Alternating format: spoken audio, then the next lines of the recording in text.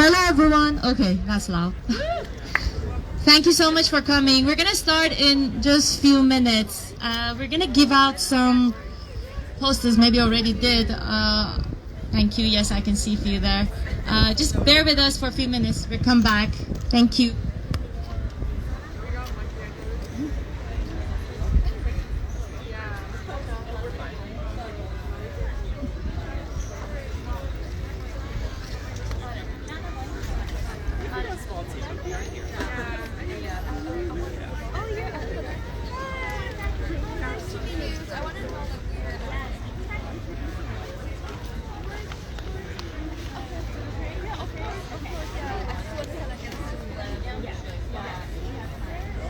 Good. I'm not the last one. I used to have here with the sun. Yeah, that's good. Yeah. So yes, that's it. We're starting?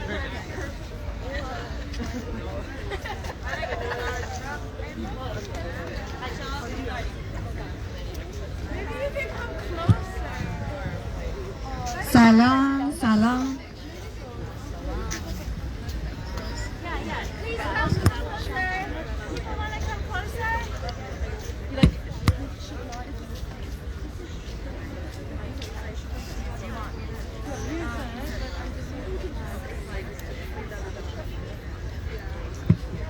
Hello. Hi, everyone. I'm going to invite everyone to take a step closer. If you want to come closer, gather around. Okay. Thank you, everyone, for joining us today on this Friday, November 25th. We gather here in response to the call for action by Feminists for Jina, a network of feminist activists and organizers across the world, mobilized after the murder of Jina Amini in Iran. Feminists for Jina aims to amplify the more radical claims of the current feminist revolution in Iran and to organize in solidarity with resistance fighters worldwide. We define ourselves as anti-colonial, anti-capitalist, anti-racist feminists, and we believe that liberation from capitalist exploitation, colonialism, patriarchy, homophobia, and racism will not be possible without forming united fronts and international solidarity. We stand here today as Kurdistan is under attack by Turkey and Iran, and we condemn the Islamic Republic's military assaults on the Kurdish people and offer our solidarity and support for the full and equal rights of Kurdistan. We want to acknowledge and honor the Kurdish roots of the current revolution in Iran and the decades of feminist organizing in Kurdistan for our connected liberation struggles against the Islamic Republic.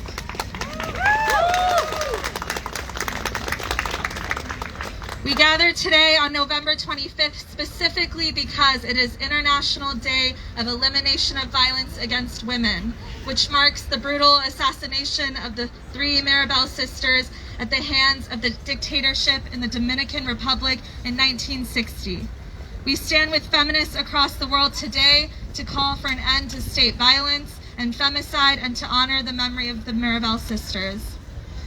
For our action today, we'll begin by reading Feminists for Jina's New York statement and then listen to a series of speakers from various communities and struggles united in their feminist goals, including Kurdish, Hazara, and prison abolitionist activists. We'll also read testimonies translated from Farsi of those who've experienced state and gender violence at the hands of the Islamic Republic. The selection of these testimonies was a painful process, because how do we begin to decide which stories to share with you all when there are so many stories of pain and resistance over the last 43 years under the Islamic Republic? But in the end, we had to make certain choices, and we want you to know that there are many resistors of femicide, and we carry with us the legacy of the known and unknown names and bodies under attack. We'll end our action today by singing a Farsi translation of the Chilean feminist song known as "The Rapist Is You," to join our voices in collective rage and resistance, to rise against gendered violence, to realize our liberation dreams in Iran, in Kurdistan, and across the world. Jin Jian Azadi.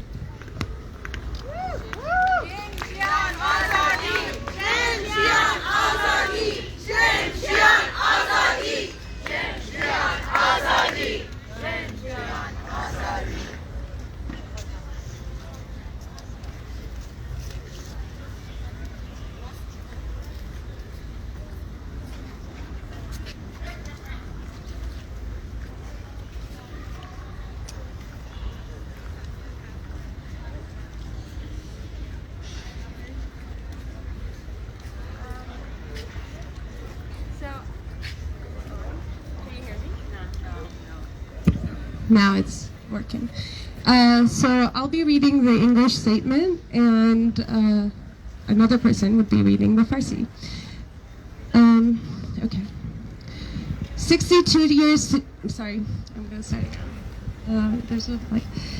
62 years ago today, on November 25th, 1960, the Mirabal sisters were assassinated by the secret police of the Dominican Republic's dictator for their movement to oust his brutal regime. Their names, Patria, Minerva, and Maria Teresa, became symbols for the feminist resistance around the world. When Gina Amini, a young Kurdish woman, was killed by the morality police on September 16, 2022, her name too became a symbol for the feminist struggles of women and queer people in Iran and beyond.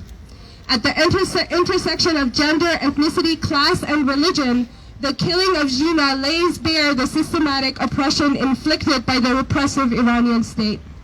Today is the 70th day of the revolution in Iran.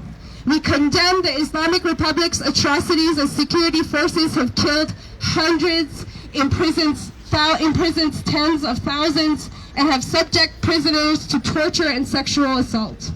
We are outraged by the Islamic Republic's attack on Kurdish cities and the shooting of unarmed civilians, including dozens of children. These acts of violence continue into the present and are only escalating in intensity.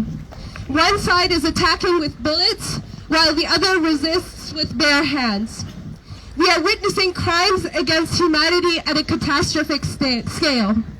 On the International Day for the Elimination of Violence Against Women, we call for solidarity now more than ever.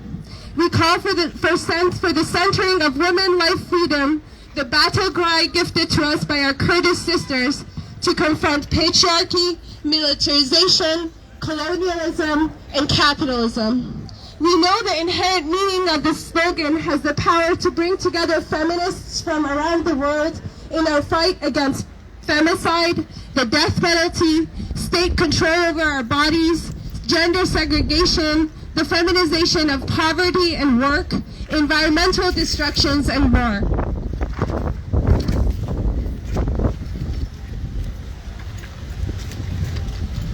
Despite our differing geographies, we see parallel lived experiences as we confront the systematic violence against women and LGBTQIA+ communities.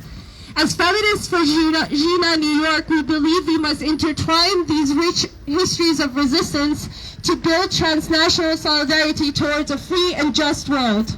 We are standing on the shoulders of powerful movements from the past and present, including the Kurdish feminist liberation struggle.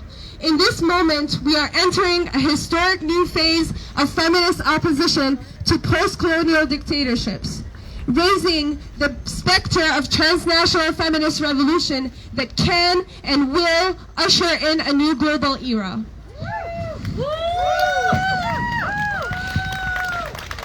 In the name of Patria, Minerva, Maria Teresa, and now Gina, this statement is an invitation to you and all who struggle with us towards liberation to bring women life freedom into reality and build an international feminist solidarity movement to end not only the brutal regime in Iran, but also all forms of oppression across the globe. We stand in solidarity with the Baluch women who made visible the gender and ethnic oppression in Baluchistan that have been long marginalized in Iran.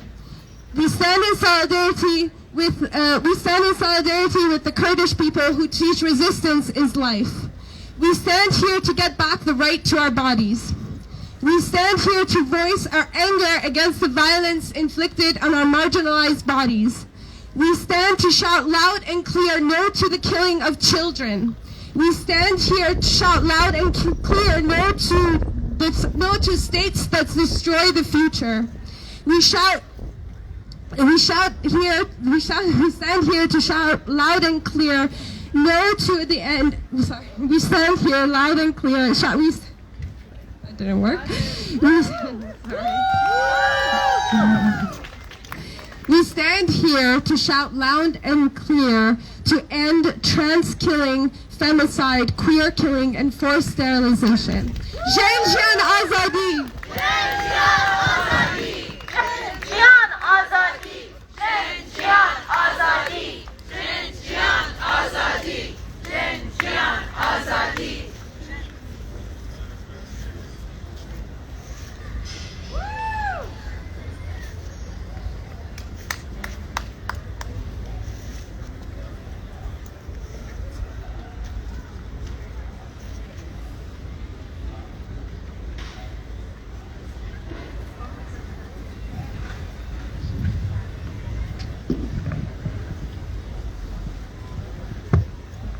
Hi everyone, I'm reading the Farsi statement for you.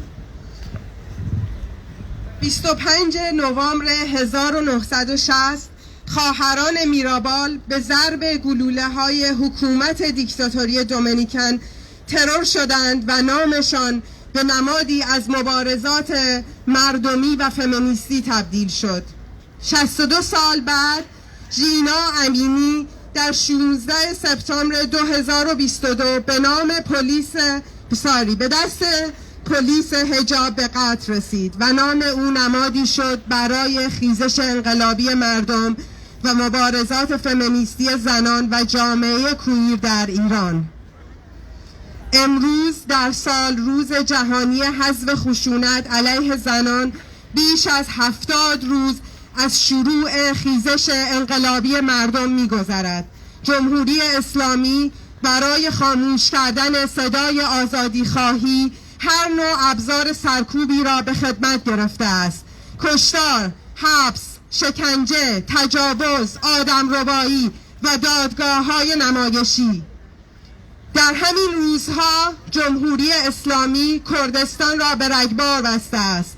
از ابتدای این انقلاب تا کنون دست کم 100 شهروند کرد را کشته که 10 تایشان کودکان زیر 16 سال بودند و تنها در یک روز دست کم 95 نفر را در زاهدان به قتل رسانده است.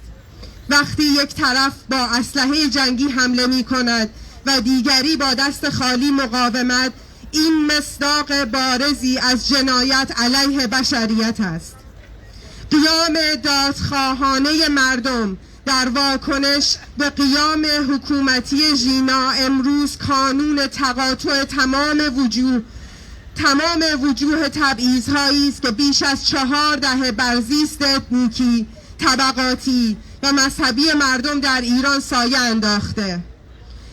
انقلاب امروز مردم فریاد بلندی علیه خشونت نظاممند حاکمیتی است که با ظلم و تبعیض نفس می‌کشد. خشونتی که به اشکال مختلف زندگی ما زنان و اعضای جامعه کویر را تحت تاثیر قرار می‌دهد. خشونتی که مرز نمی‌شناسد و از خصوصی ترین تا عمومی ترین ساعت‌های زیست ما را نشانه می‌گیرد. خشونت حکومتی. امروز در ایران خیزشی پا به عرصه گذاشته که شعار امید بخش و قدرتمند ژن آزادی را از خواهران کرد خود و سالها مبارزه فمینیستی آنها وام گرفته است. شعاری که تمام مناسبات مرد سالارانه، استعمارگر، سرمایه محور و سرکوبگر را هدف قرار داده است. شعار زن، زندگی، آزادی مرز نمی‌شناسد. دیروز از کردستان به تمام شهرهای ایران گسترش پیدا کرد و فردا از ایران به جای دیگر می رود و ناباوران به زن و به زندگی و به آزادی را به چالش می کشد.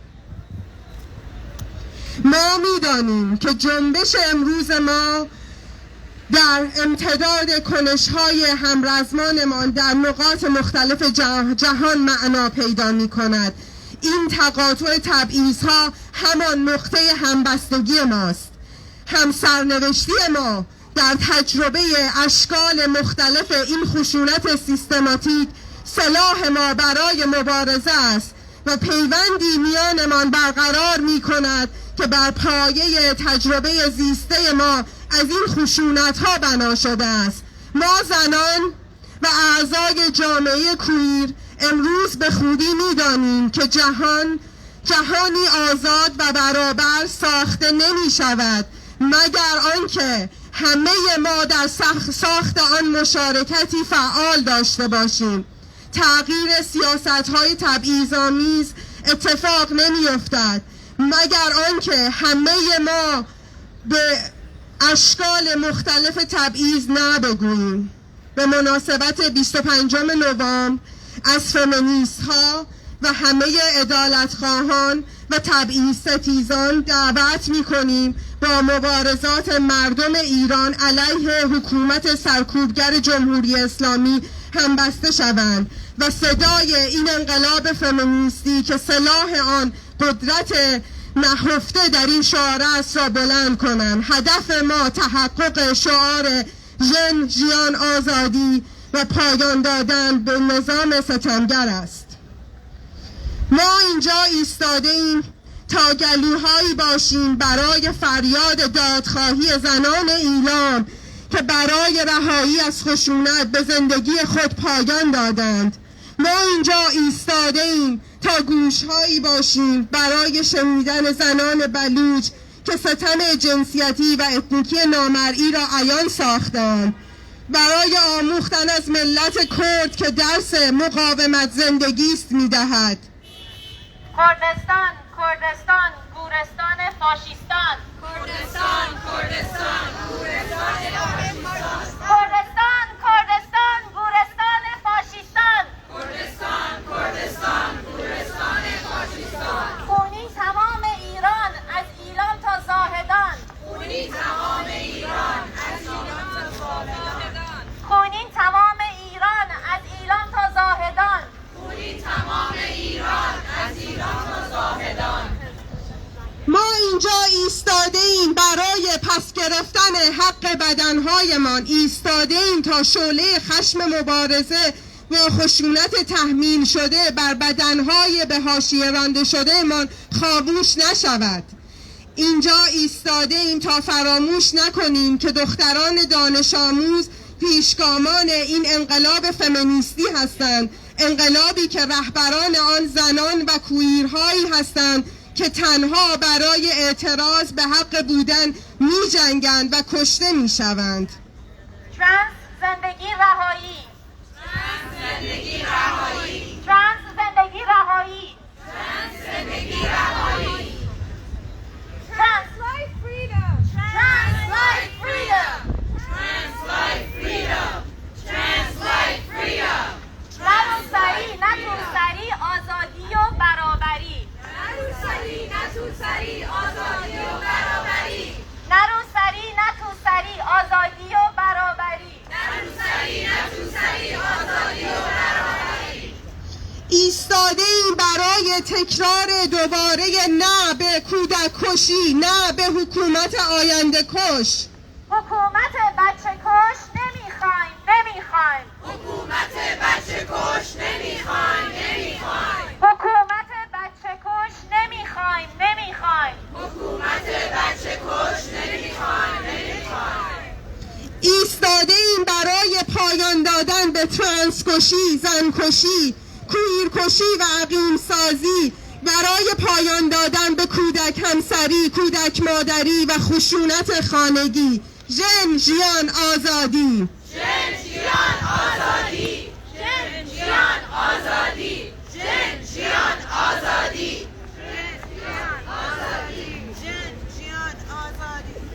Now we're going to move and read a series of testimonies of women under oppression by Islamic Republic.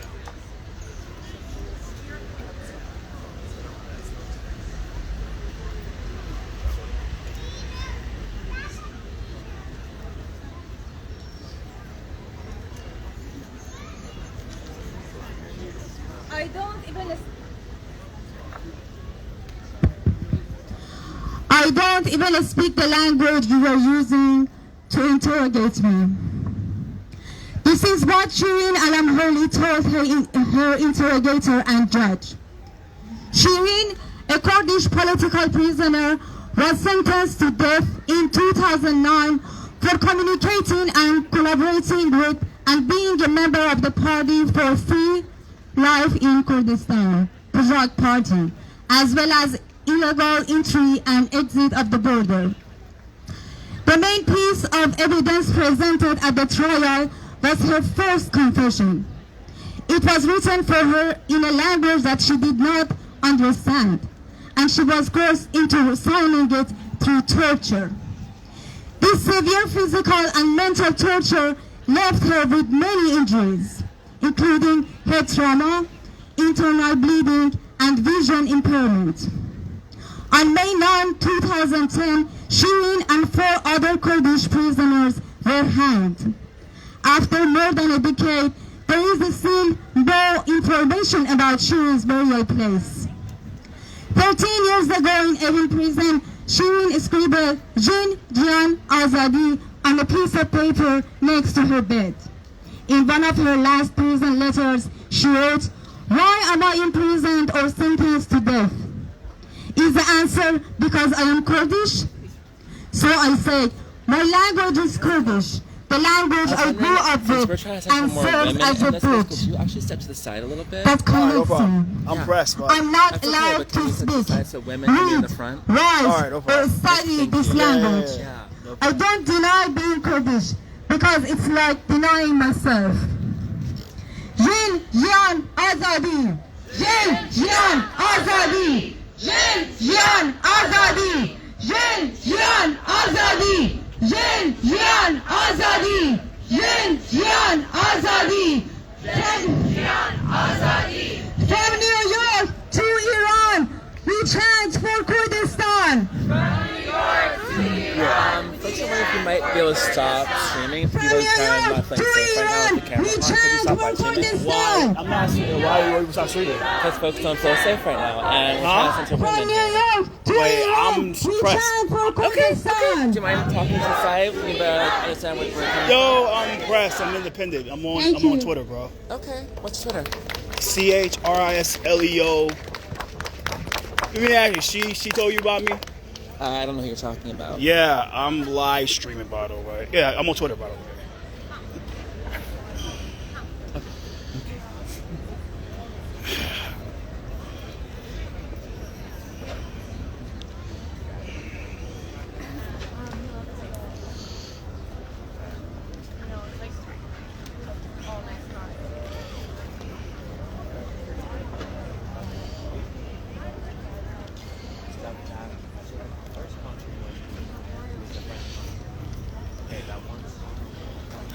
What's up?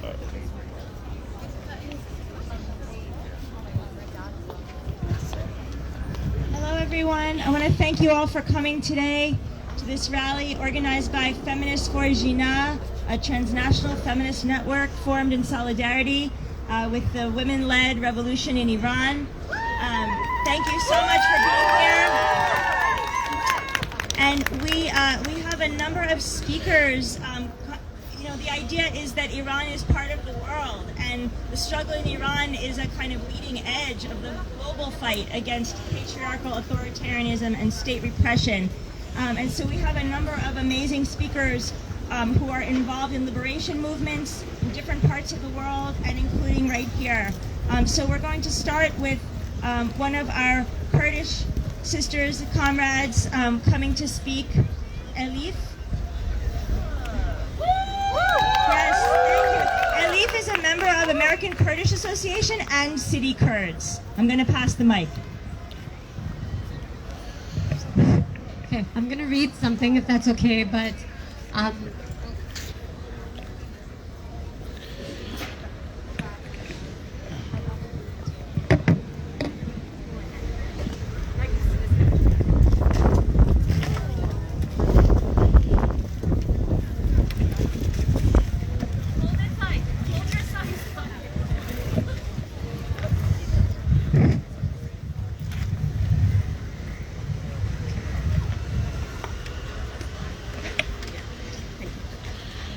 so I'm going to be speaking on behalf of American Kurdish Association and then our new initiative, City Kurds, and also Islam Gonar, who's from Emergency Committee for Rojava. She wasn't able to be here with us today, but some of our members here are there as well. And We just want to, of course, as we're talking about the attack on Kurdistan, we definitely want to contextualize it as well as the other parts of Kurdistan.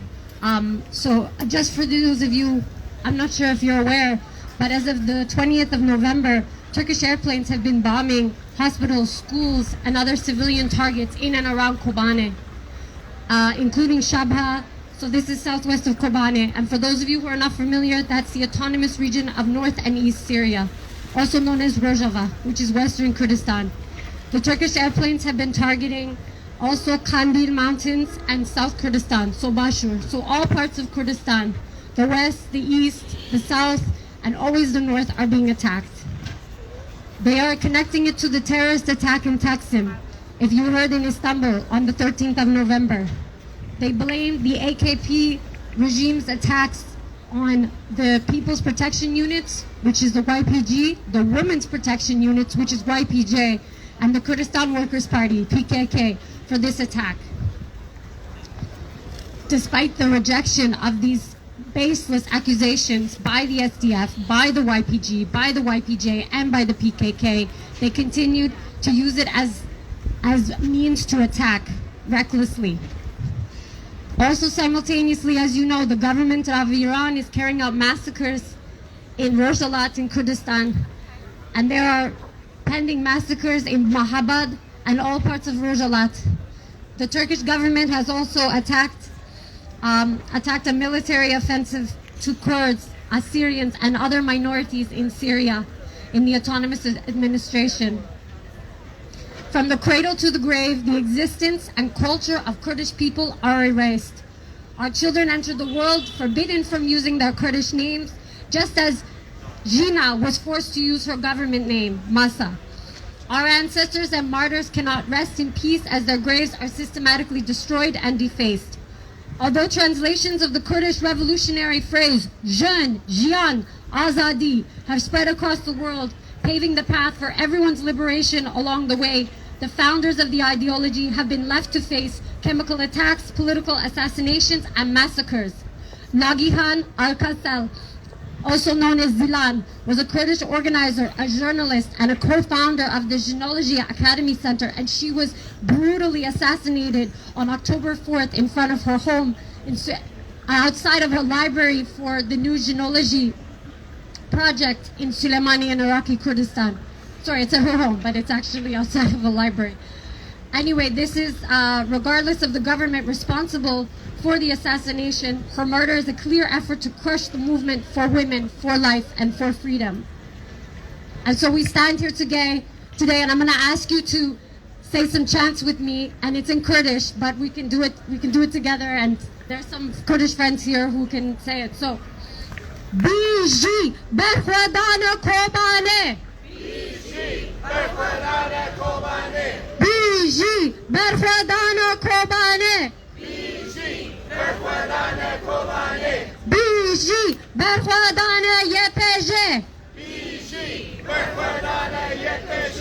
Biji Berkhwadana YPJ. Biji Berkhwadana YPJ. Jön, Jiyan, Azadi. Jön, Jiyan, Azadi. Jön, Jiyan, Azadi.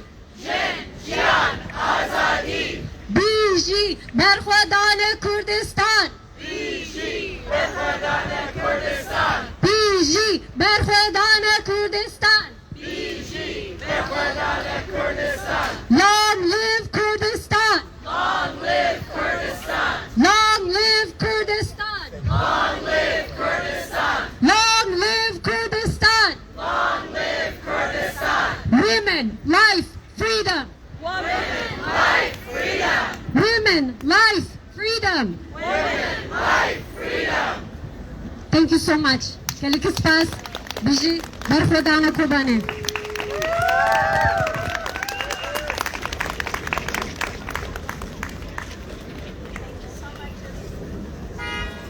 Thank you so much, Alif.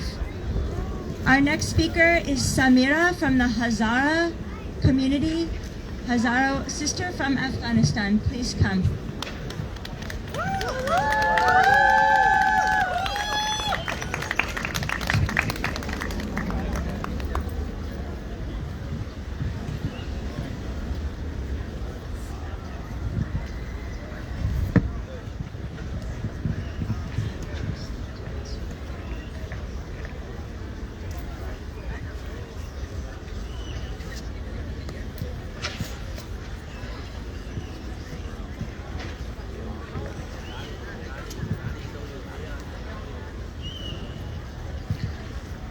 everyone.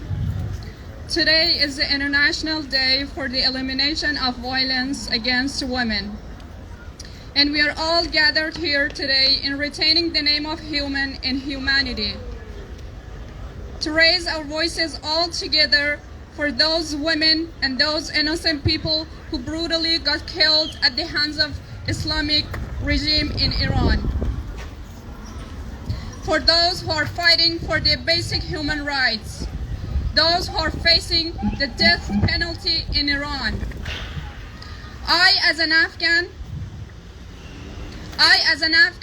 regardless of my nationality and belief, raise my voice for justice and for freedom. For freedom, for the people of Iran and Afghanistan.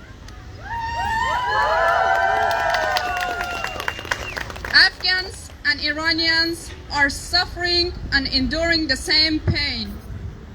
We are tired of crying. We are tired of crying and screaming for our basic human rights, which is freedom, freedom of choice, freedom of speech. But we will never give up on this. However, we live this slogan of women, life, freedom till it's achieved. Catastrophe upon catastrophe is happening in Middle East. Hazara ethnicity in Afghanistan are in great danger of genocide. They are targeted in schools, in mosques, in gyms, in the streets, literally everywhere. Girls and women are not allowed to go to school and universities right now. Not allowed to go to parks and gyms. And the list of deprivation of women, literally in everything, goes on. They are in fact walking dead under Taliban. Please hear us out and stand with us to put a stop to the ongoing oppression and injustice. So as I said, we live this slogan till it's achieved. Iran and Afghanistan, women, life, freedom. Women, life, freedom. Women, life, freedom. Thank you.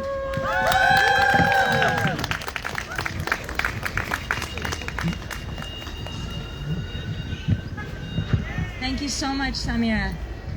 We now are going to read a statement by another member of the Hazara Afghan community, an organizer based in Queens, who sent these words for us to share with you today.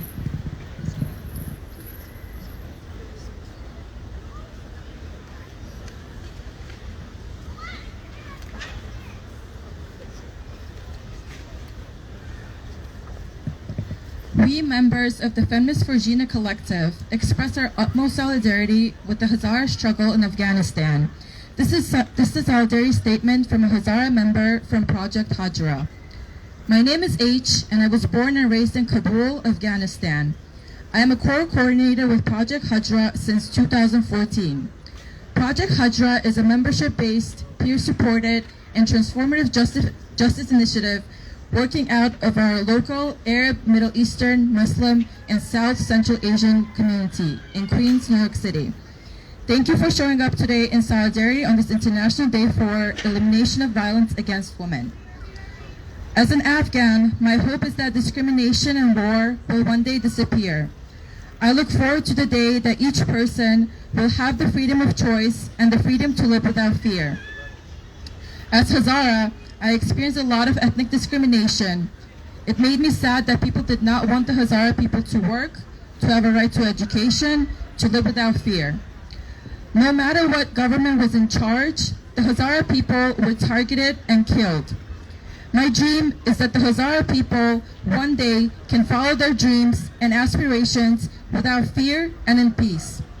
I do not want the killings of Hazaras to continue as they have in the past. The United Nations needs to stop ignoring and recognize the Hazara genocide that is happening in Afghanistan. Recent attacks on Hazara require solidarity, action, and unity by Afghans and allies. When Hazaras bring up the Stop Hazara Genocide campaign, Afghans and Iranians should take the heat and listen. While many Afghans from different groups end up being targeted in Afghanistan, the Hazara people are unique and have been slaughtered throughout Afghan history. We cannot have unity with our own Afghan community until all our other Afghans stand in solidarity with us and uplift our cause. Together, we cannot be divided. United, we are undefeatable. We are here today because we stand in solidarity. Hazara women are the most vulnerable and most targeted, especially in attacks. This happens because Hazara women are discriminated against for being some of the original people of Afghanistan, being Hazara and also as an Afghan woman in a worldwide cultural hatred of women.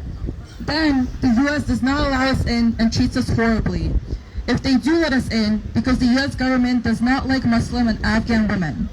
Hazara women are treated like pawns for countries to fight over. We ask these countries to stop fighting in Afghanistan. It is important that when Hazaras are killed in Afghanistan, you raise your voice. That is what we are doing here today. No matter how far we are from our home or Afghanistan, we have a duty to speak up loudly for the Hazara people. Despite the attacks we face, Stop Hazara Genocide campaign has been successful in calling attention to the plight of the Hazara cause and has been tweeted millions of times. This is not a moment, but a movement. This is not about politics, but human rights. Slowly, we are making progress as more of us speak up and come together collectively. When only one or two of us speak up, maybe nobody hears us. But when we speak together, the world will hear us loudly. It's time for action. The Stop Hazara Genocide campaign calls on the U.S. government to offer vulnerable Afghan and Hazara people refuge in the U.S. Treat Afghan and Hazara refugees the same way Ukrainian refugees are being treated. By allowing Afghans to enter through humanitarian parole, ensure the dignity of the 80,000 plus newly arrived Afghans in the United States by offering them proper support and immediately passing the Afghan Adjustment Act in Congress. I would like to say thank you all for being here today. Hazara rights are human rights.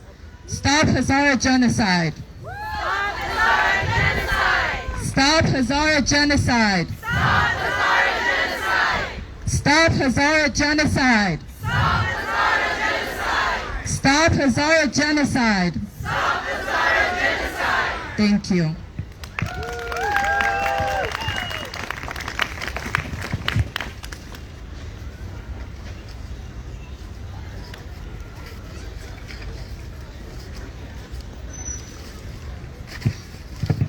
Okay.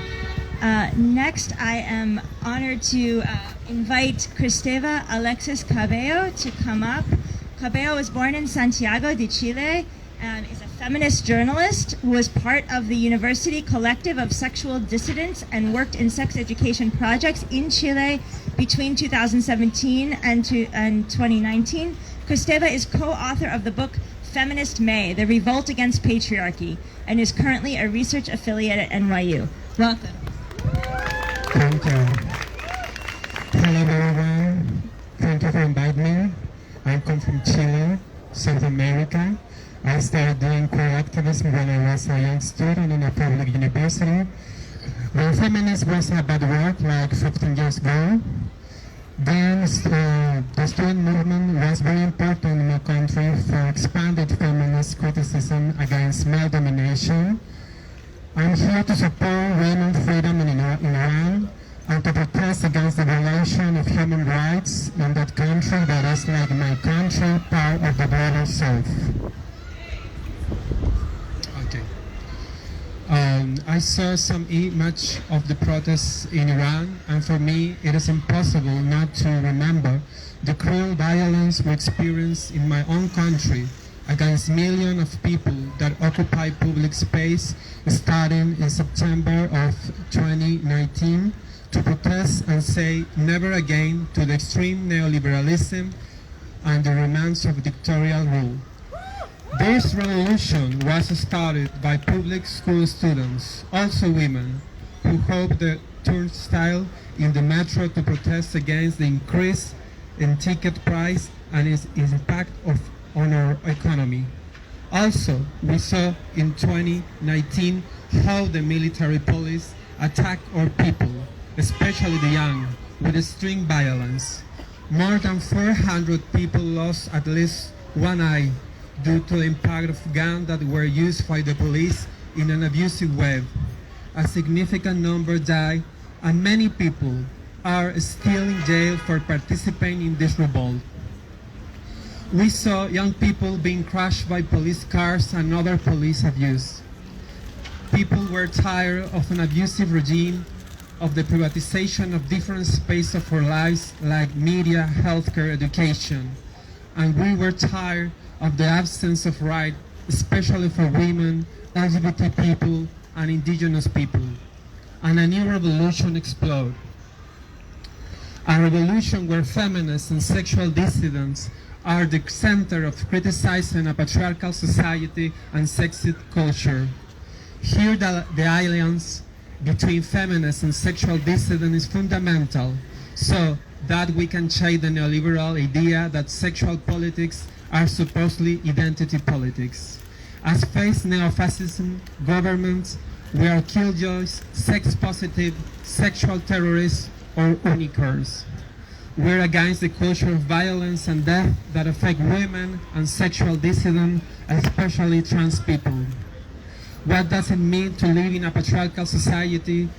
Why can a government be feminist?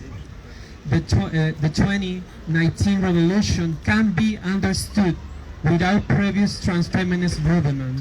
A lot of workshops that happened during Chile feminist revolution in 2018 started so that university students could complain against the sexual abuse of a teacher or classmate. This generated unique and massive protests in every university and school all over the country, where women and sexual dissidents took over the building, create safe space for feminist consciousness to talk about the different types of abuse and harassment.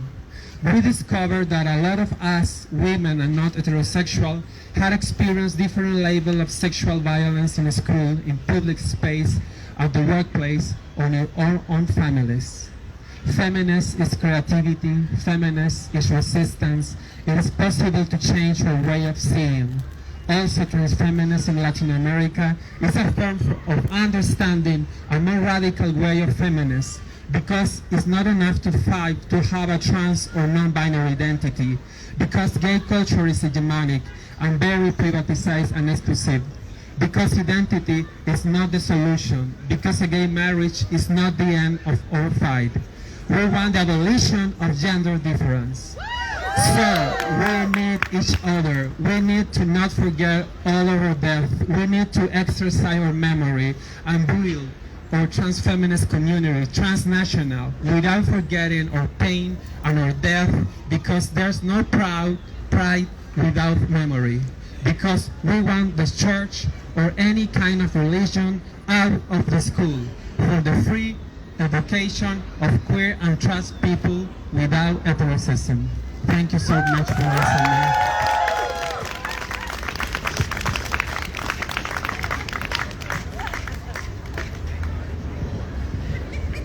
Queer trans freedom. Queer trans freedom. Queer trans freedom. Queer trans freedom. Thank you all for being here. I'm going to be reading another testimony about Iranian women and queers that have been oppressed by the state. This is about Sadeh Sadeghi and Elham Khubdar. Earlier this year, 31-year-old Zahra Sadeh Sadeghi Hamedani was arrested, tortured, disappeared, and then convicted of spreading corruption on earth, promoting homosexuality, these are all in quotes, communication with anti-Islamic Republic media channels, and quote, promoting Christianity. The first two accusations stem from her public defense of LGBTQ rights on her social media and during an appearance in a BBC documentary about the abuses of LGBT people that suffer in Iraqi Kurdistan, where she was living at the time. After the documentary was aired last year, Sareh was detained for 21 days by Asayish, the security force of the Kurdistan Regional Government. She was subjected to torture, including beatings, electric shocks, and prolonged solitary confinement. Upon her release, she returned to Iran in order to escape Turkey and claim asylum, when she was arrested again, this time by the Iranian security forces. Before attempting the dangerous border crossing, Sadiqi Hamedani recorded a video message to be published in case of her arrest. In it she says, "I want you to know how much pressure we LGBT people endure. We risk our lives for our emotions, but we will find our true selves. I hope the day will come when we can all live in freedom for our country. I am journeying toward freedom now. I hope I'll arrive safely. If I make it, I will continue to look after LGBT people. I will be standing behind them and raising my voice. If I don't make it, I will have given my life for this cause." 24-year-old Elham Khubdar was similarly targeted for her activity on social media in support of LGBTQ people and her association with Sareh Sadiqi Hamedani, and has also been sentenced to death. Queer life freedom! Queer life freedom! Queer life freedom! Queer life freedom! Trans life freedom! Trans life freedom! Racist, sexist, anti-gay Islamic Republic must go away! Racist, sexist, anti-gay Islamic Republic must go away! Racist, sexist, anti-gay Islamic Republic must go away! Racist, sexist, anti-gay Islamic Republic must go away! Thank you.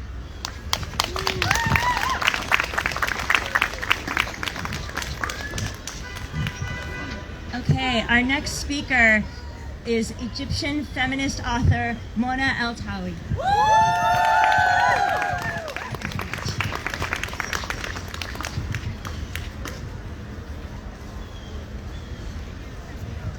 Hello everyone, I'm honored to be here today. My name, as you heard, is Mona Eltahawy. My pronouns are she, her, hers, and I begin, as I always do, with my declaration of faith. Fuck the patriarchy.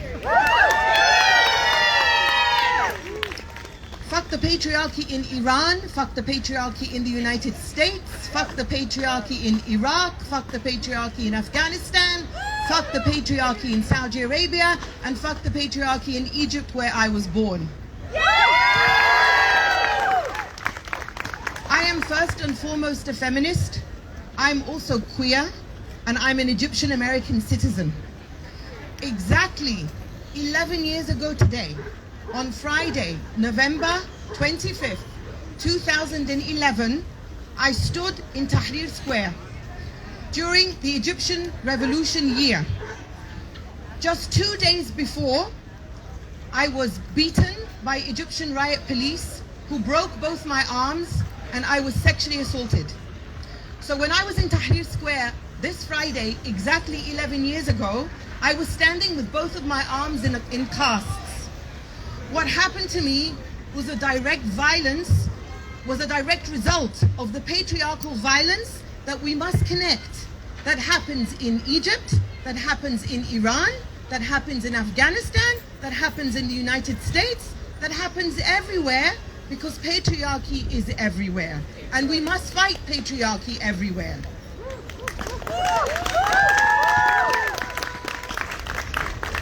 After my assault in Egypt, I began to speak more and more about the need for feminism in our Egyptian revolution, for feminism in the so-called Arab Spring.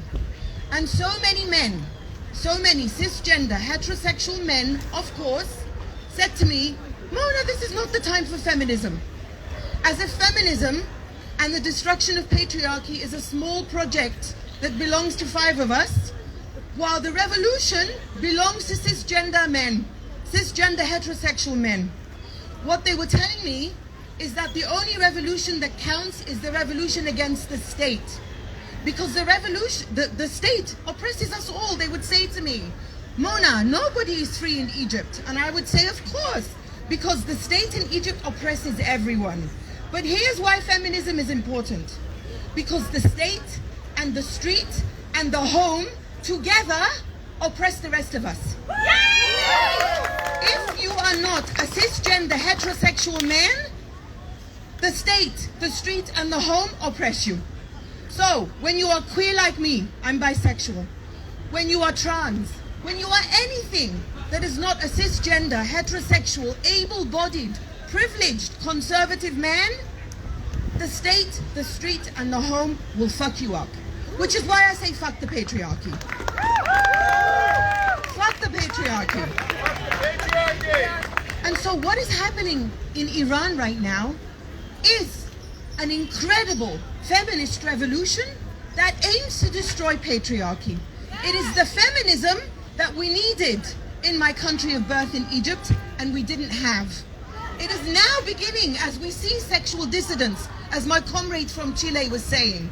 We are now seeing sexual dissidents in Egypt, in Saudi Arabia. They have always been there, but they are now able to be more vocal through social media. This is why we must fight to liberate Twitter from that fascist fuck Elon Musk and the Saudis who own Twitter. Because hashtag Masa Amini is the most tweeted hashtag in the history of Twitter. Because this speaks to the importance of the revolution in Iran right now. And the importance of the revolution is through feminism, because feminism is intersectional. It is a revolution for women and girls and queer people, but it is also a revolution for Kurdish people, for people from Balochistan, from people who are working class, for people who are queer, for people who are trans, for everybody who is not a cisgender, heterosexual, conservative man. Which again is why I say, fuck the patriarchy. The revolution in Iran will also liberate everyone in this country, because this country also has a theocracy. They are fighting against a theocracy in Iran. There is a theocracy in this country, a white supremacist theocracy. What happened in Club Q a few days ago in Colorado Spring, where a gunman massacred queer people, where abortion was, Roe v. Wade was overturned by the zealots on the Supreme Court, we are fighting the same fight. My comrades in Argentina and Mexico who decriminalized abortion, we are fighting the same fight. My comrades in Poland and Hungary who are fighting against zealots and theocracy in Poland and Hungary, we are fighting the same fight. Italy just elected a fascist as prime minister, a woman who claims that feminism helped bring her to office. Fuck her and fuck fascism. Fuck fascism everywhere. Fuck fascism in Iran. Fuck fascism in the United States. Fuck fascism in Afghanistan. I will wrap up now because I am honored to be here as a comrade from Egypt, as a feminist comrade and as a queer comrade. And I will end as I began, with my declaration of faith. Say it with me. We're going to say it 3 times, and each time it will get louder, okay?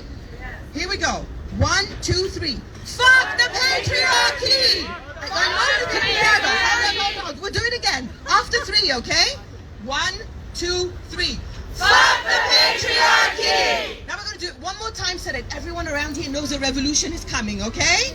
1, 2, 3. Fuck the patriarchy! Thank you so much.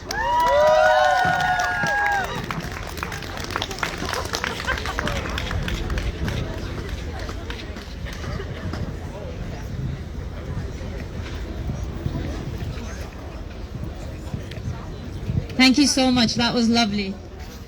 Okay. What I'm going to read right now, it's written... Sorry, just 1 second.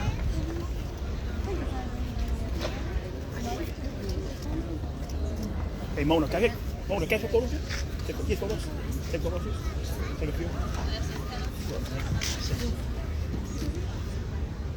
Got one more? Thank you. I'm gonna do my best to perform this as good as possible. This was written quite poetically in Farsi, translated it in English. the night of Evin's attack.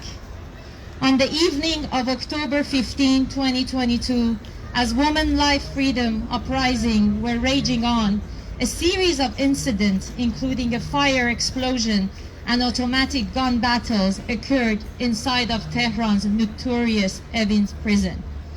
The violence continued into the early morning hours, and according to the official sources of the Islamic Republic, at least 8 prisoners died and 57 others were injured.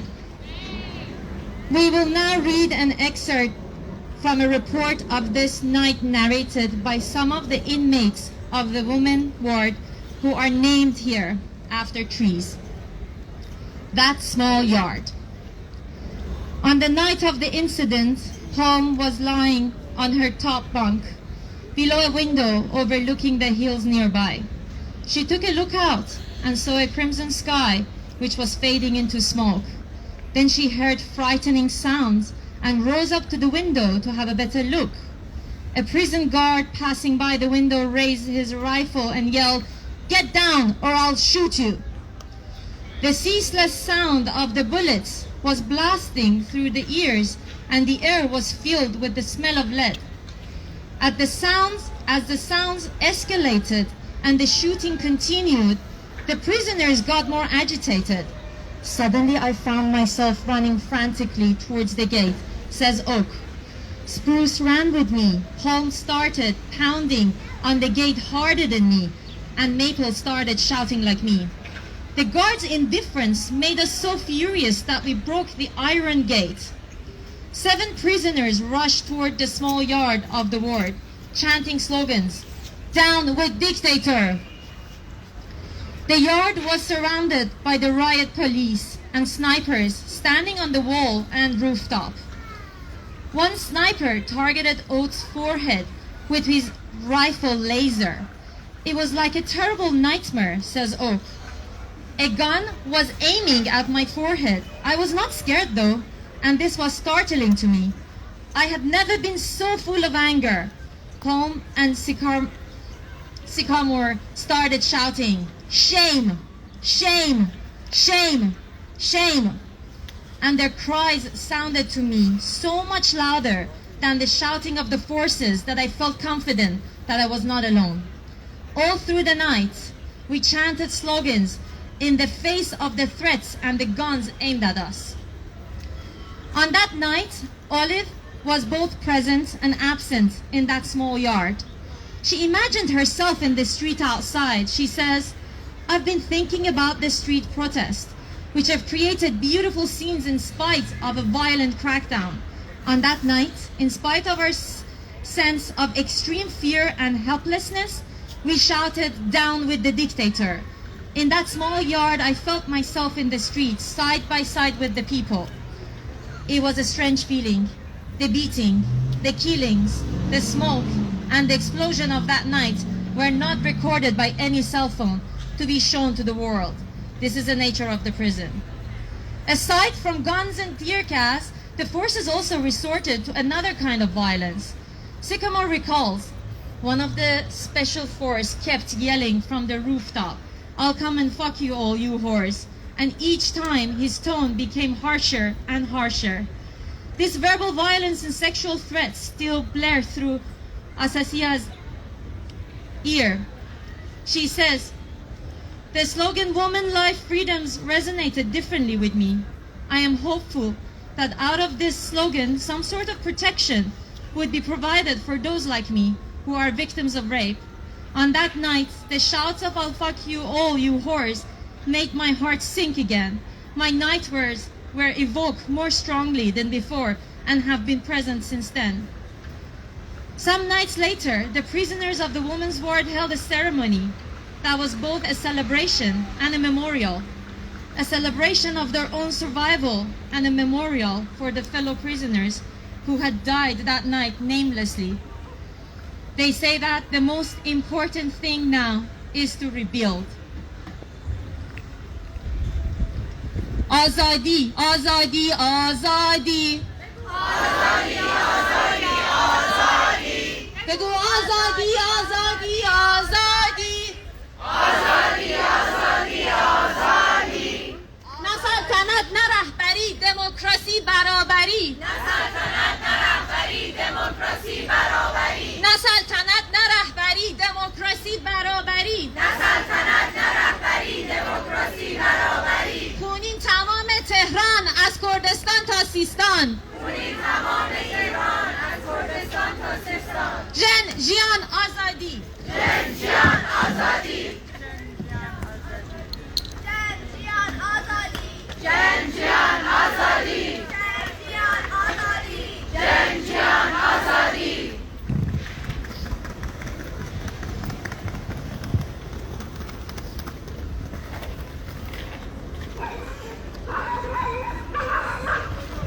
Okay. I want to acknowledge that this is all very emotional and give hold space for people to, you know, have all of your feelings, and this is a space where we actually get to feel what people are going through and what it means to survive and to continue this struggle. And so I'm very honored to introduce our next speaker, Rosalind Smith. Rosalind is the Beyond Incarceration Program Manager at V-Day, a global activist movement to end violence against women and girls. Rosalind uses her personal experience of long-term incarceration as a vehicle for her work as a criminal justice reform advocate. Rosalind is also a community leader with the Release Aging People from Prison campaign and a strategic consultant to the Women in Justice Project. Please come up, Rosalind. So happy to have you with us.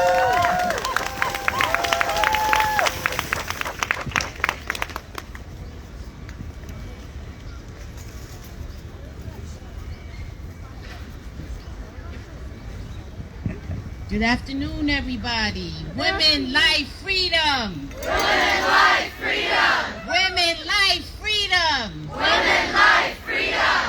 Women, life, freedom. Women, life, freedom. Oh, I'm honored to be here. My name is Rosalind Smith, and I'm a mother and a survivor of the criminal and justice system. My work as a community leader for RAP and the Beyond Incarceration Program Manager at V-Day has allowed me to fight for and give voice to women and girls whose voices have been silenced. Violence against women and girls is one of the most widespread, persistent, devastating human rights violation in our world today. We know that people who experience gender oppression are also affected by racism, ableism, poverty, and other forms of oppression. That's why we partner with allies across the social justice space to ensure that all of our work reflects intersecting identities and experiences and understanding of gender, racial, reproductive, and economic justice. The law is a necessary tool for achieving system-level change, but it's not enough. That has to change, and that is why we are here today to let our voices be heard. The lack of equity and the abuse of all women and girls behind bars is why I bring the voices of these women and girls to the forefront, because we have fallen through the cracks. It's time to speak up and give voice to our issues. When you incarcerate a woman, you incarcerate an entire community. We are mothers.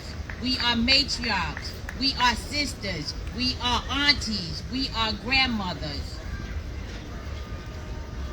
and we are friends.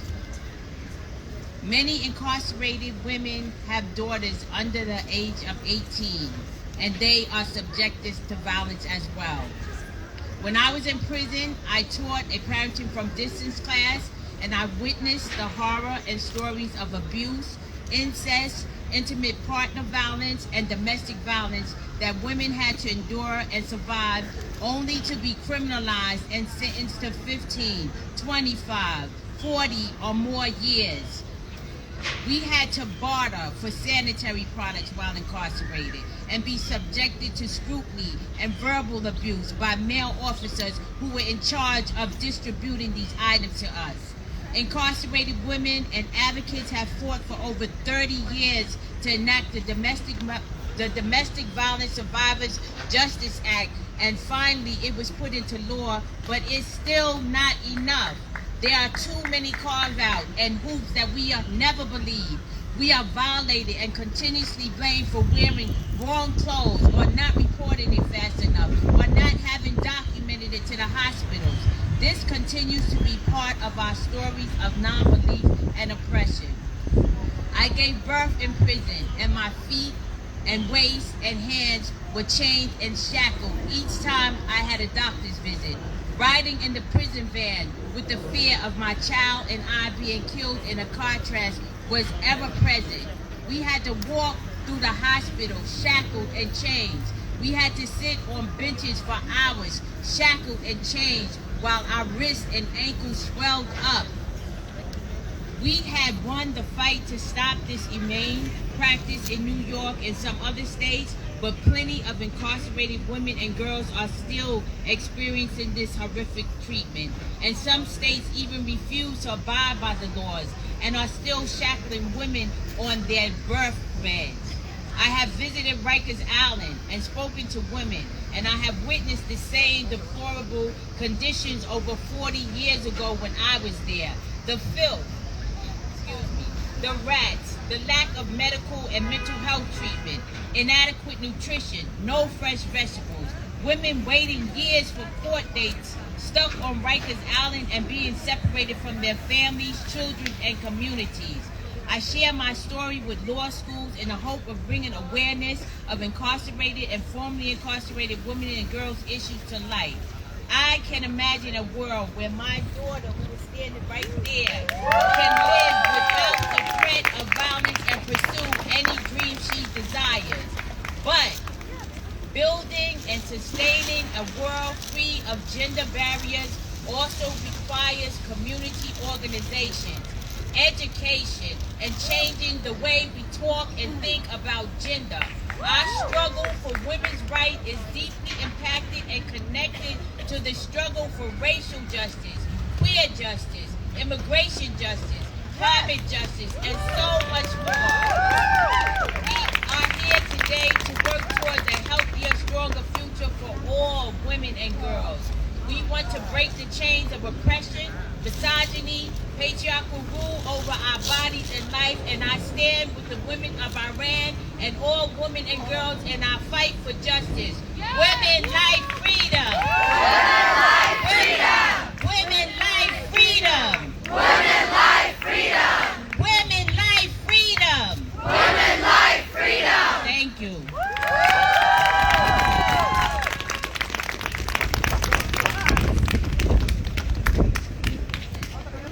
Thank you so much, Roz. So happy you could be with us today. Our next speaker is Laura Whitehorn, an American activist who participated in the 1983 U.S. State Senate bombing and spent 14 years in federal prison. After her release, she worked with a number of organizations and campaigns to end mass incarceration.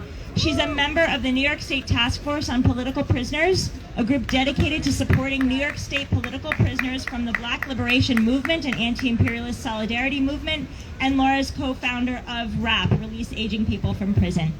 Thank you.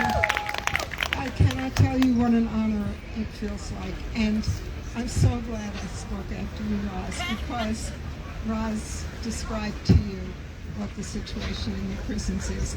Okay, so I was a political prisoner, and may I say first, free all political prisoners in the United States and around the world. And I want to celebrate the fact that one of our long-held political prisoners, Mutulu Shakur from the Black Liberation Movement, is about to be released finally. Closer.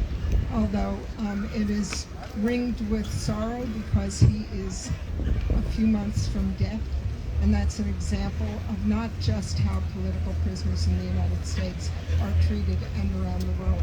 I mean, we watch what's happening with the Palestinian political prisoners every day, but also what the prison system is like in the United States. So I guess the only thing I want to kind of add to what Roz said is that when I went to prison, I did 14 years in the federal system and also a lot of city and county jails. So I saw the rise of what's called mass incarceration, because I went to prison in 1985, and it was right around it was about 4 or 5 years after that the impact of what's called mass incarceration it began. But make no mistake, the prison system before mass incarceration was also a genocidal tool of repression. But what mass incarceration did was it brought millions and millions more Black, Indigenous, and Latinx people into the prisons, and that is the purpose of it. I was, and we have other people here who are almost as old as I am, but not quite, who watched and experienced the counterintelligence program in the 70s that was meant to and did destroy Black organizations of all sorts, not just the Black Panther Party and the Black Liberation Army, but also Black writers groups, all kinds of groups, that was meant to destroy the ability of the Black community and other communities of color to resist U.S. imperialism, to fight for human rights and self-determination. So as Chokwe Lumumba, the late ex-mayor of Jackson, Mississippi, and a great lawyer, once said, first they locked up the leaders and destroyed the organizations, and then they carried through with what J. Edgar Hoover had said, which was, I hope that every Black person who thinks they are going to be a revolutionary knows that they will end up dead or in prison. So what I witnessed is exactly what Roz was describing, and it's genocide. When you take thousands and thousands of women of color of childbearing years, and you put them in prison for horribly long death by incarceration sentences, that is part of the definition of genocide, because you are destroying a generation. You are trying to destroy the next generation, and you are trying to destroy the community from which resistance will come. But what I'm very excited about being here today and watching what's going on in Iran, and I have to say, there is no way that I, with my pathetic words, could express the solidarity that I feel with the people of Iran engaging in yet another revolution, and this one will win. And just to draw it back to Myanmar and the system of incarceration in the United States, that's what we see too.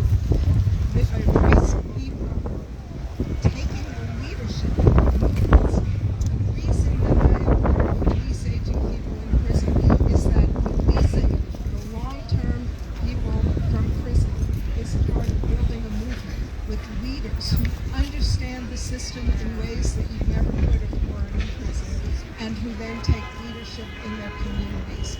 And we're very happy about what we're seeing in that regard, even though the horrible treatment of people in prison continues. The terrible sentences that are handed out continue. There will never be an end to violence against women without an end to the U.S. imperialist state, the fascist states around the world, the Zionist state, all of the states that are being talked about today. And as a queer, I can say that one of the things about U.S. prisons is the attempted enforcement of gender roles, which is done through sexual abuse, through sexual attack, and through all kinds of means like that. And I saw it, I witnessed it, I experienced it, along with the attempt to criminalize every single form of resistance to U.S. imperialism. So, women, life, freedom, thank you so much. I'm so grateful.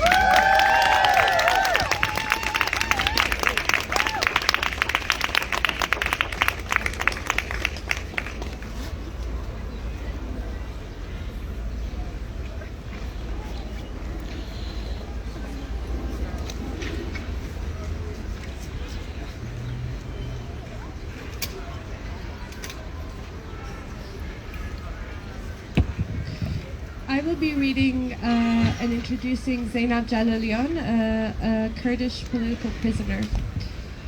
Zeynep Jalalian is a Kurdish political prisoner currently in her 14th year of a life sentence. The oldest and only woman political prisoner with a life sentence, Zainab was convicted of enmity against God for membership in the Party for Free Life in Kurdistan, PAJAK. She was not, this is also in Iran, I noticed that it's not said here, but this is in Iran. She's a prisoner in Yazd right now. She was not granted access to a lawyer during her trial, and despite lack of evidence, she was originally sentenced to death before an appeal. Since her arrest in 2008, Zainab has been subject to torture, including blindfold beatings, floggings, threats of rape, solitary confinement, and extreme medical neglect that has led to critical health problems. The only contact she is allowed is brief and occasional phone calls with her father, during which she is not allowed to speak Kurdish. In a letter written from prison on the occasion of March 8th, International Women's Day, Zainab wrote the following lines, that I'm going to try to read to you. Women have always fought against dictatorial and anti-women regimes. Oppressors, you should know by now that women could not be oppressed by way of massacre, torture, and imprisonment. A woman is born free. No oppression can force her to give up her rights. I, imprisoned by the oppressors of the Islamic Republic, am the symbol of such fact. They tore my clothes, blindfolded me, chained my arms and legs to the bed, and terribly tortured me. They tortured me so much that I felt numb. I lost control of my bodily functions and I wet my pants. Yes, it's shameful. And I do not know why I was tortured. I leave it to the conscientious people to judge if I deserved such torture just because I wish freedom and equality for all mankind. Who is the real guilty one here, me or those who tortured me for the sake of their own benefit?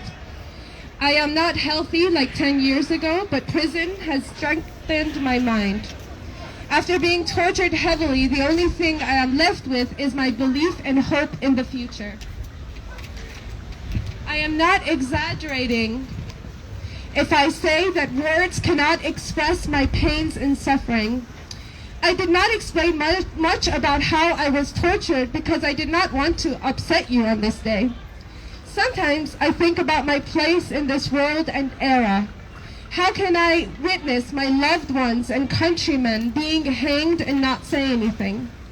How can my heart bear the pain of witnessing daring and devoted women express? How can my heart bear the pain of witnessing daring and devoted women express your pains and suffering? I do not wish death for anyone, even the oppressors. But let us fight together against the oppressors in order to free our motherland. We owe it to those women who lost their loved ones for the sake of freedom and equality. I, Zainab Jalalian, am a woman who has witnessed hundreds of crimes of the Islamic Republic of Iran's government in the jail and witnessed slander, insult, torture, and worst of all, the execution of 10 of my fellow prisoners. Is there any worse pain than witnessing such things? The oppressors have asked me to repent. But how can I repent after witnessing so many acts of oppression and forget everything? Believe me, the more oppressors torture me, the more courageous and resilient I will be. Women, life, freedom.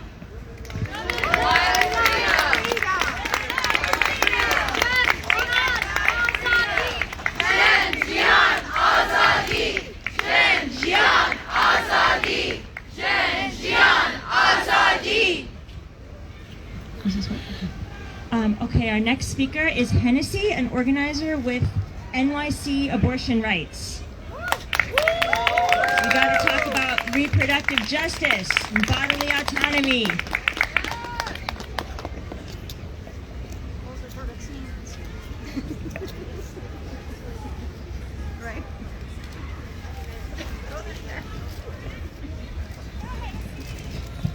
Hello. So just a little bit about NYC for Abortion Rights. We are a leftist, intersectional, feminist, socialist, abolitionist collective. And just a little bit about our work. Witness for Life, sponsored by the Archdiocese of New York, conducts weekly processions from neighborhood churches to local abortion clinics. These people invade clinics. These people also have fake escorts, impersonating clinic escorts, and try to intercept patients. And let us be clear, the NYPD is just as complicit in this when they escort the entire procession. We normally create a blockade as the procession leaves the church to delay antis from bothering patients. And the longest we ever held antis is 90 minutes. We even full-on blocked them in May. I have said the same thing over and over again. I can tell you all that abortion saves lives. I can remind you that abortion bans kills us. Abortion bans especially criminalize Black and brown and indigenous people of color. We can even take examples and lessons directly from the feministas in Latin America. I can give you examples in Texas, Georgia, and Florida. We are already seeing the repercussions of overturning Roe. However, I cannot ignore what is going on in the so-called country we call home. On this International Day of Eliminating Violence Against Women, I'm thinking how the most violent institutions in any country uplift the patriarchy and white supremacy. We should be able to live anywhere where we can have free, legal, and safe abortions, no apologies.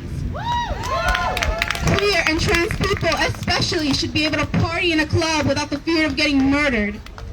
I want to acknowledge that we can and we must hold space for all of our fights. Our fights go hand in hand. Our fights are intersectional. We're not free until Iranian women and femmes are free. We're not free until queer, trans, and non-binary people are liberated. We're not free until Black and brown people can exist without the violence of the fucking cops.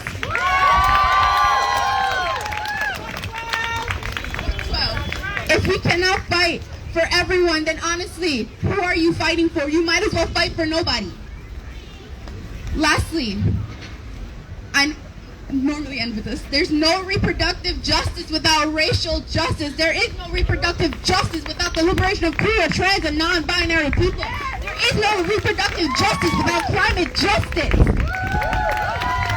Every single fight we have here that we've been talking about is intersectional.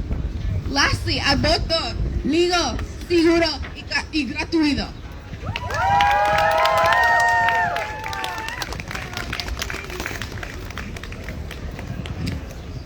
Okay. Thank you all for hanging in with us. This is amazing speakers, right? We're so lucky to have these folks with us to connect our movements across borders. And next we have Shukriya Bayan, a graduate student in journalism. She has a bachelor degree from Kabul University in journalism and a master's degree in international relations from China. And she is a Hazara journalist activist from Afghanistan.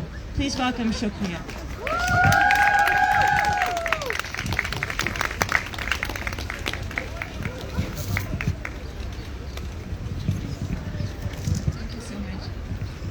Everyone. My name is Shukriya Bayan. I am from Afghanistan and I am Hazara. Actually, I'm a survivor. I am a survivor from the bomb attacks, from the explosion, from all the target attacks against Hazara ethnicity in Afghanistan. Hazara people in Afghanistan is genociding since 180 years ago, and yet the world and the community world, they do nothing. Just in recently, like in 13th of September, you may heard of the bomb explosion in a classroom, killed more than 50 students and injured more than hundreds. And these bomb attacks just happening in the place, in the area that Hazara lives there. Why? They are targeting, they are genociding an ethnicity in Afghanistan, and nobody show any reaction and do anything. Nika, Mahsa, Hajar, Marzia, they have to be in the class. They have to study, they have to think about their future, but now they're under the soil. they died. Why? Because our country is under control of some people, under terrorists, that the world community is supporting them.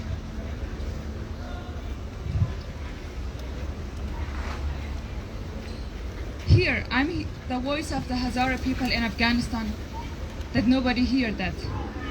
I'm talking about the Hazaras that they start in Afghanistan against the Taliban are killing. One side they are killing them, another side they are banning the girls from going to school, from working, and from a normal life. Who can relate more to this chance, woman, life, freedom? We Afghan people, we totally understand what that means. So, I'm here just saying, stop Hazara genocide in Afghanistan. Stop Hazara genocide! Stop Hazara genocide! Stop Hazara genocide! مرگ بر طالبان چه در کابل چه در تهران. مرگ بر طالبان چه در کابل چه در تهران. مرگ بر طالبان چه در کابل چه در تهران. مرگ بر طالبان چه در کابل چه در تهران. Women, life, freedom. Women, life, freedom. Women, life, freedom. Women, life, freedom. Thank you so much.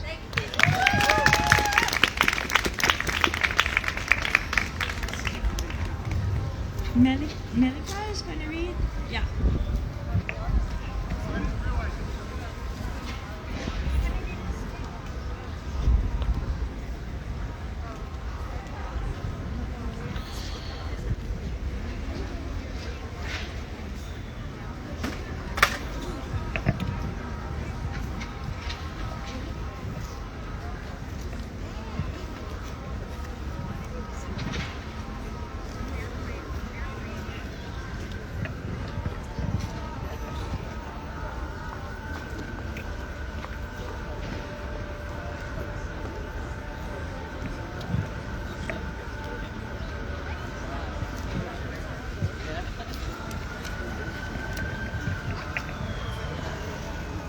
I'm going to share a testimony on Pari Bolande.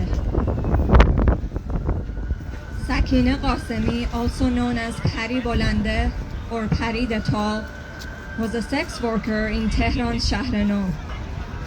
She and a few other Shahreno women were arrested following an act of arson that destroyed their neighborhood in the 1979 revolution. Her name is listed amongst the 438 persons who were put to death between 1979 and 1980, according to a report by Amnesty International.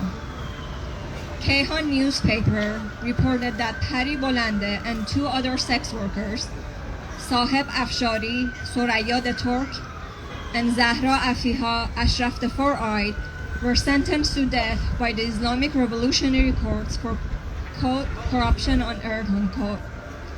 They were executed, reportedly by a firing squad in 1980. Shahreno, which translates as the new city, a neighborhood on the southern outskirts of Tehran, was remodeled during Pahlavi era in an attempt to control sex work and sex workers. Kaveh Golestan created an extensive body of photos that depict the dire misery and poverty of life in Shahreno. Many women and children living in Shahreno had no identity cards, one indication of their marginalization. On January 30th, 1979, a large group of Islamic revolutionaries broke into and destroyed the homes before setting the neighborhood on fire.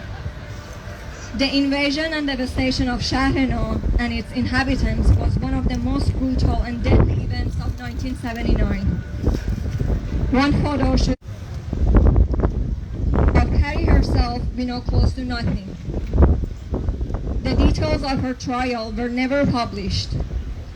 What we do know is that she spent some time in prison in the 1970s prior to the revolution. Atefe Jafari, a Fadayan Khalq guerrilla who was also in prison at the time, wrote the following in her journal. We call those imprisoned for crimes, quote-unquote, ordinaries. And ordinary women called us politicals. Pari the Tall was a beautiful, courageous, and trustworthy woman. The ordinaries were once quarreling with the prison's doctor over the distribution of painkillers. In the midst of all the cursing and foul language, Pari suddenly shouted out, "Well, maybe we should roll up the picture of the Shah and shove it up our ass like these political prisoners do, so that we can be taken care of like they are."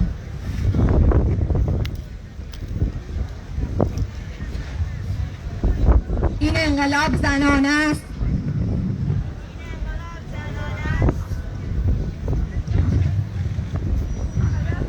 هدف کل نظام است. این انقلاب زنانه است. هدف کل نظام است. جین جیان آزادی. جین جیان آزادی.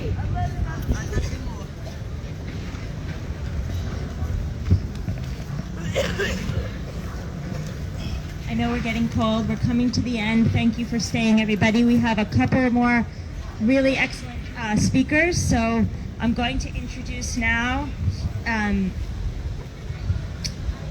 Dee. Dee is a queer activist and researcher.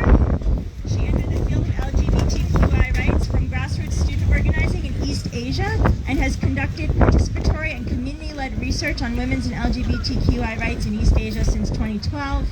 She's a member of FRIDA, which she'll explain, and has worked closely with LGBTQI activists in South, Southeast, and East Asia and the Pacific, while implementing a Funding Plus model for young feminist organizers and collectives in the FRIDAverse and beyond. Okay, Dee. Hi everyone. It's very cold here, so I encourage you to move a little bit. It's pretty cold. My name is Dee. I am an immigrant to this land. I come from the organizing context where it's so repressive that speaking against police brutality and state violence has been so unthinkable. So at this moment, I feel very liberated just to take the stage here and having all of you here and then talk about this, because it's not what I usually do. Because repression, surveillance are also not only going after us, they're often going after our family. Our devotion, love to our family, biological, chosen, or emerging, has been used by the state to repress, to stop us from taking action, speaking up. Our close relationship often turn into channel of state control, and we are made to believe that silence can only silence will keep us safe. And that's why, as a Chinese feminist, I'm standing here, and when I heard that the news about how the Iranian authoritarian regime are talking about that they would not release protest body unless their family maintain silence. When I heard those news, I was in tears because it sounds so familiar. And then I realized the patriarchal authoritarian regime are learning from each other, and that's why we have to learn from each other too.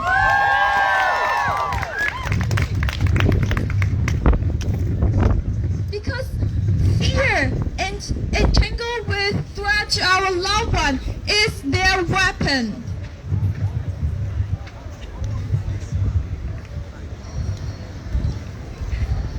And just to be clear, a lot of us here understand what it means to live under state violence, under state power, right? So it's extremely important for all of us who live outside the Iranian authoritarian regime to pay attention, to speak up, to maintain, to hold all this demand accountable, to speak up for people. Otherwise, it's our sister, brother, queer sibling at the front line going to suffer, and their family have to be quiet in order to get their body if they unfortunately lose their life. This is unreasonable. So for all of us who don't need to worry about any particular state, we need to stand in solidarity with victim, survivor, fighter who have to live under that state. And I'm also here on behalf of FRIDA.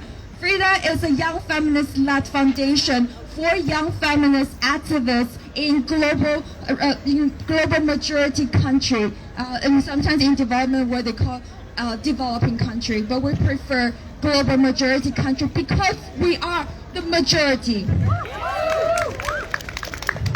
And people often tell us young people are the future.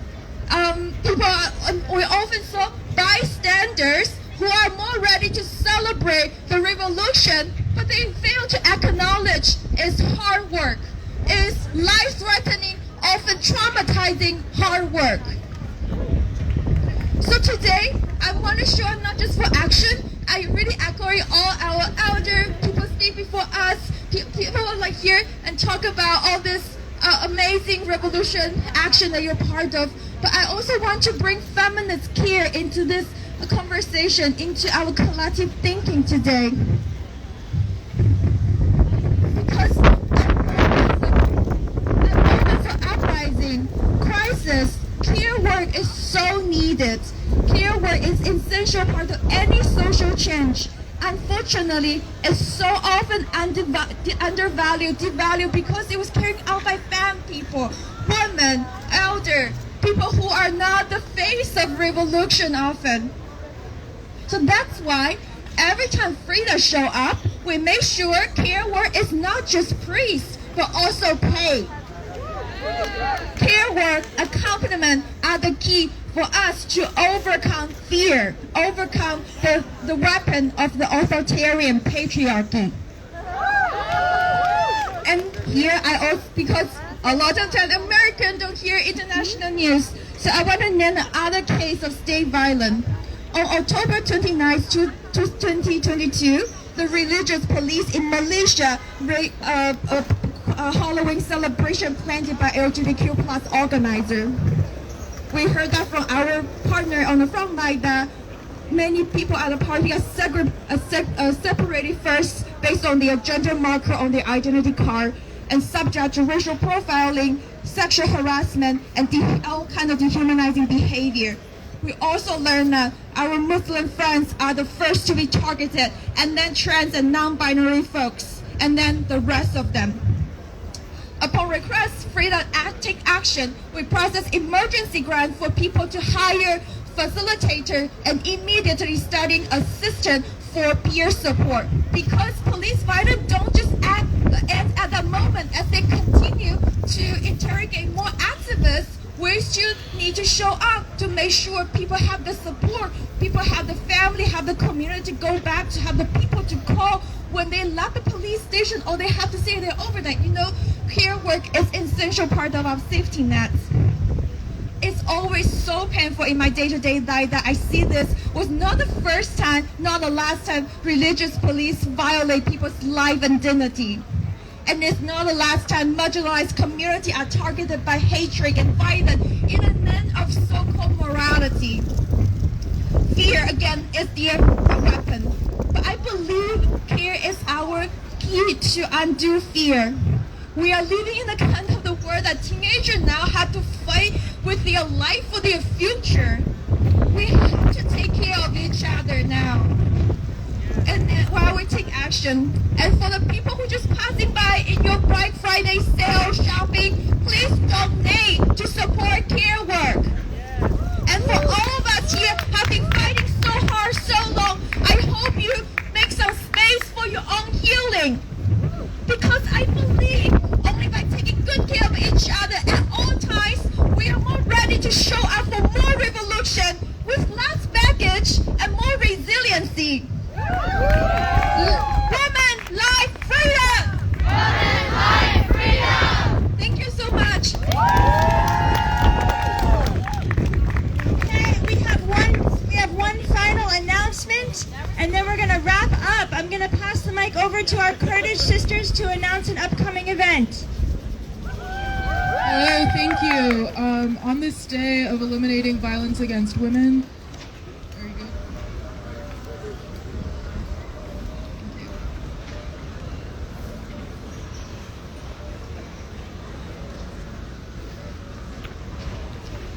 Thanks for your patience.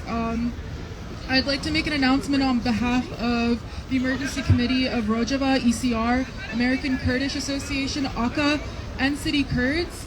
We're going to have a feminist on behalf of like a march that was endorsed by Feminist Regina and yes.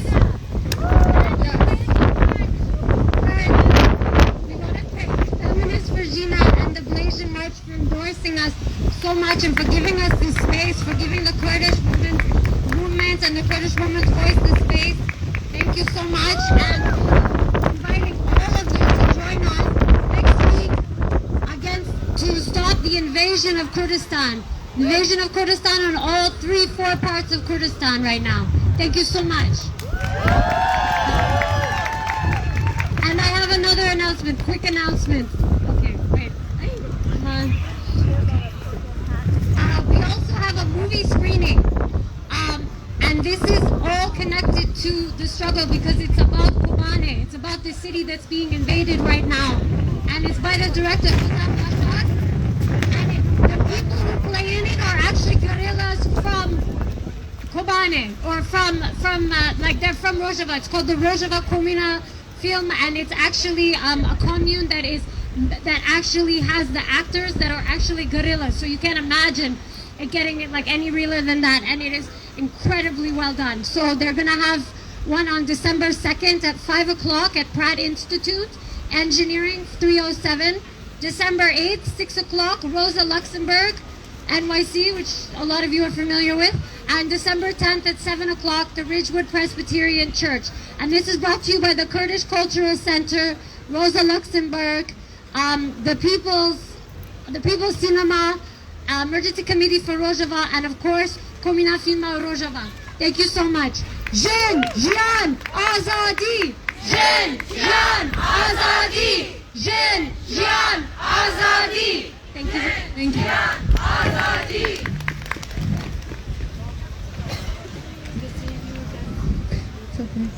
From New York to Tehran, from New York to Iran, we chant for you, Kurdistan. From New York to Iran, we chant for you, Kurdistan. From New York to Iran, we chant for you, Kurdistan. From New York to Iran, we chant for you, Kurdistan. So thank you very much for everyone for being here. It's the end of the event today. Please follow us on Feminist Regina New York City Instagram, and there will be more upcoming events and rallies, so please follow us and connect with us.